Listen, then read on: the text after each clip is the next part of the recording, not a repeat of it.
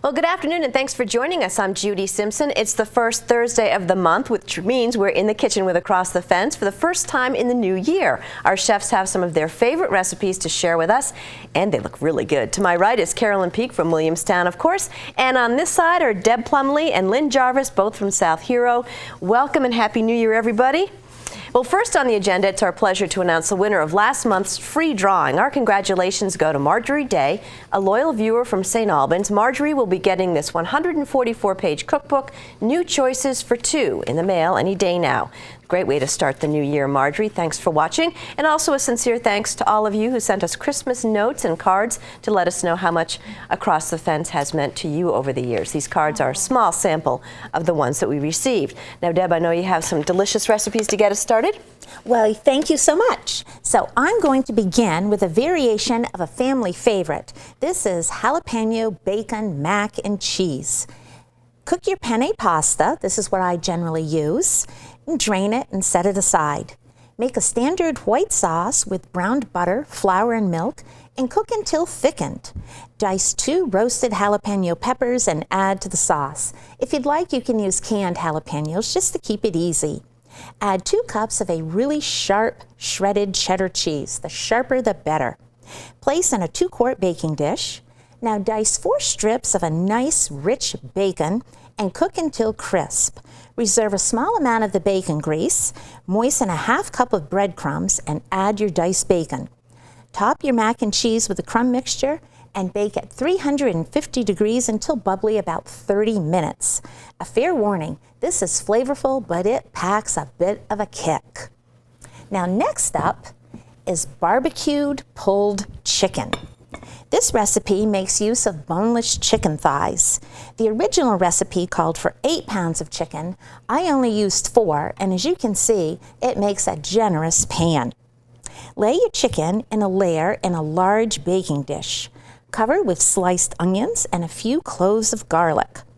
Top with a mixture of ketchup, cider vinegar, brown sugar, Worcestershire, and soy sauce. The secret ingredient is a teaspoon of liquid smoke to give the chicken an extra shot of barbecue flavor. Cook tightly covered for 350 degrees for about 3 hours. Let it cool slightly, drain off the sauce, and separate out any of the fat. Using 2 forks, shred your chicken. Top with the drained sauce and reheat. This is yummy any time of the year, served on a toasted bun. Now, my first viewer recipe that I want to share with you is from Addie Moulton of North Stratford, New Hampshire. Addie shares that she's been making this apple nut coffee cake for family gatherings since 1970. I love that the recipe makes 2 9-inch pans.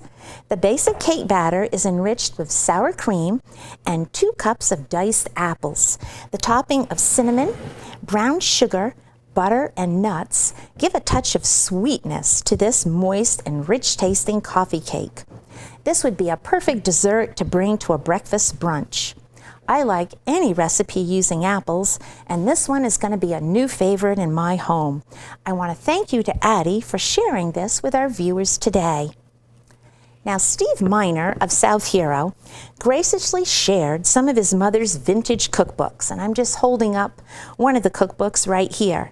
Now, I grew up enjoying molasses hermits, and when I found this recipe for hermits in this old cookbook, I just had to give it a try. And this recipe is dedicated to Steve's mom, Irene. Hermits are an old-fashioned cookie that are flavored with molasses, lots of spices like cinnamon and cloves. I add a touch of ginger and raisins. The original recipe called for dropping onto a cookie sheet, but I suggest using a jelly roll pan to make a bar cookie, or this is my new favorite kitchen gadget, a divided brownie pan. You can serve them plain, or they're great dressed up with a little bit of a simple confectionery sugar glaze. I want to thank you again to Steve for sharing some of your mom's recipes. Now, my last recipe today is for maple mulled cider. You can make this ahead of time and store in the fridge and microwave or heat on the stove just before serving. To a half gallon of cider, add maple syrup to taste. I used about 1/4 cup, a stick of cinnamon, and some whole cloves. Simmer, drain the spices, and serve. This is sweet and spicy, great for after skiing or just sitting inside on a cold winter day. It's a great source of vitamin C, which we all need in the winter. And Carolyn, it looks like you've got some great recipes to share. So I'm going to set aside and get you going here. Okay. Well, my first one this morning, or this afternoon, is a chicken broccoli bake. And this was one that my Aunt Margaret used to make a lot. And it's very simple. It takes some broccoli that you cook, some cooked chicken, and then you make a mix of a cream soup, some lemon juice, mayonnaise, strong grated cheese, and on top you put crushed bran cereal. And you just bake this up, and it really is about our favorite for the casseroles that we have. Now, to go along with that, I have I just call it Jell-O ice cream salad, and you can use any flavors of Jell-O. Use vanilla ice cream, and then a fruit that matches your flavors. And I'm going to just scoop some out here because you will see, since I used orange Jell-O, I put mandarin oranges in it. I don't know if you can, well, there's some in there. We'll turn it around. There you go. And you can make it 2 layers. Just let the first layer set before you put the next layer on. You can use all kinds of fruits, all kinds of Jell-O, and it is also one of our favorites. Now, my rolls are refrigerator rolls, and these are from my grandmother's recipe, Lynette Miller from up in Greensboro, and they are the tenderest roll that you could ever imagine. The nice thing is, once you get the batter all mixed up, then you just put it in the refrigerator and let it sit for at least 4 hours.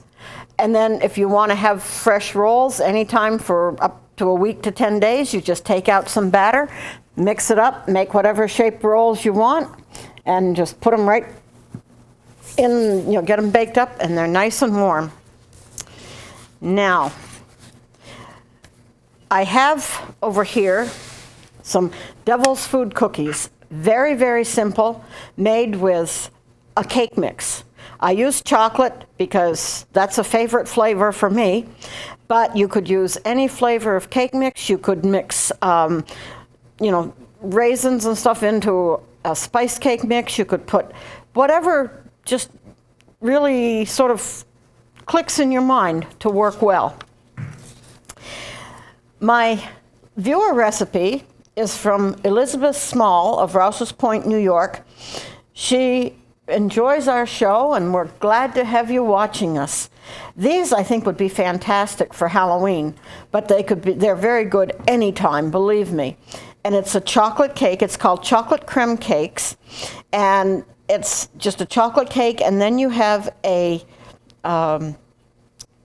cream cheese topping and you stick a chocolate chip on top, and it just bakes up around, and it kind of looks like eyes looking back at you. So and they're very, very good. We enjoyed them, and thank you very much, Elizabeth, for sending in this recipe.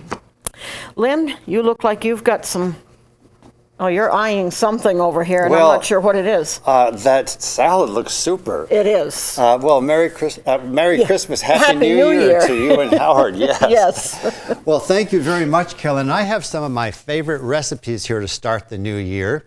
And I'm going to begin with my broccoli, and also it's got bacon in it and cheese, and it's a chowder that's really delicious. And it has the flavors of a cheeseburger. It combines the flavors with a cheeseburger with that delicious creamy sauce. Now, in this sauce, you have beef and onion, and once they're cooked, you add potatoes, milk, and Velveeta cheese, and get that all mixed together and cook up for about 15 minutes.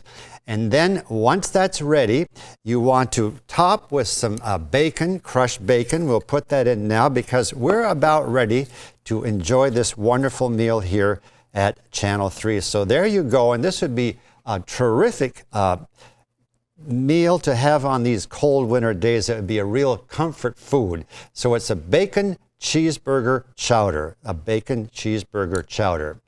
And to go with them, take a look at these. These are my cheddar biscuits. Now they have just 5 ingredients in them, and it's basically the topic for our next show, I believe, is 5 ingredients or less. They'll be airing on February 4th, so you can watch our 5 ingredients or less show on February 4. But these biscuits, basically the standard recipe, but you add some cheddar cheese that has been grated, and you can see the little flecks of cheese on the top of these biscuits. And then if you want a delicious snack, half one of the biscuits and put a slice of ham in here with a little mustard and mayo, and you are in for a treat. Cheddar biscuits. Now, the salad that will complete our meal is right here, and it's a broccoli coleslaw with bacons and raisins, and you can take a look at it. There's a finely chopped onion in here, along with the broccoli and the raisins.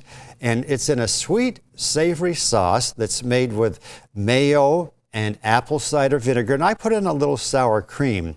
And if you want to make this a day ahead of time because you have a busy day coming up, you can make it ahead and leave the bacon out. But we're going to serve this in just a minute. So in goes the chopped bacon, and we'll mix it up. And this will be all ready to go with our chowder and our biscuits and our salad. So there you go. Now, my first dessert comes from a viewer.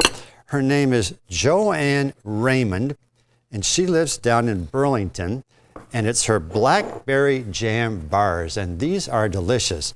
The crust is made with flour, oatmeal, cream cheese, brown sugar, and orange zest, and the filling is made with a mixture of blackberry jam and orange juice, all creating a delicious flavor that you don't get very much. No, not many people use blackberries in their cooking, but I think these would be great for bake sales or any kind of get-together where you have some family and friends in.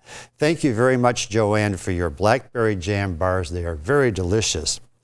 Now, my next dessert is a favorite of Lindsey Vonn, and she is regarded as one of the top skiers, female skiers in the world, with 67 World Cup wins and a gold medal at the 2010 Olympics.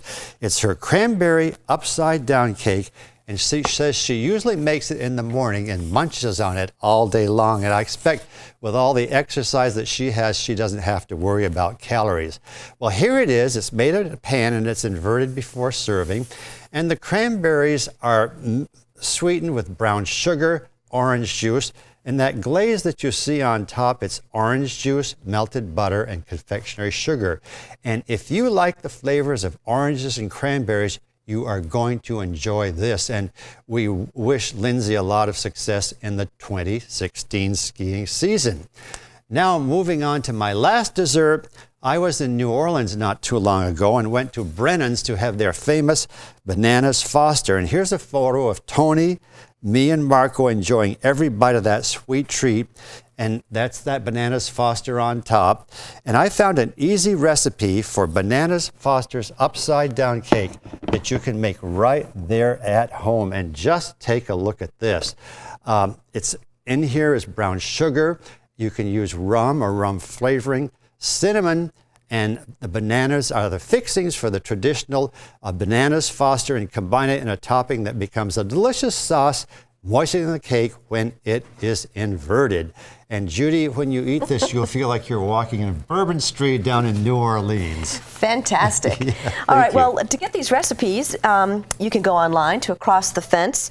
The website, it's uvm.edu/extension, and click on the link to Across the Fence. You'll find the recipes on the left-hand side of the web page. To get the recipes by mail, send $2 in a stamped, self-addressed business-size envelope to 2016 Recipes, Box 188, South Hero, Vermont 05486. Now remember, if you are ordering recipes, to include $2 and a stamped, self-addressed envelope. That address again is 2016 Recipes, Box 188 in South Hero. And while you're taking down that address, let me tell you that we'll be back in the kitchen on February 4th, and we'll be featuring recipes with 5 ingredients or less. We look forward to being with you then. In the meantime, using Deb's maple mulled cider, from all of us here at Across the Fence and WCAX TV, have a happy, healthy, and safe 2016. Cheers. Cheers.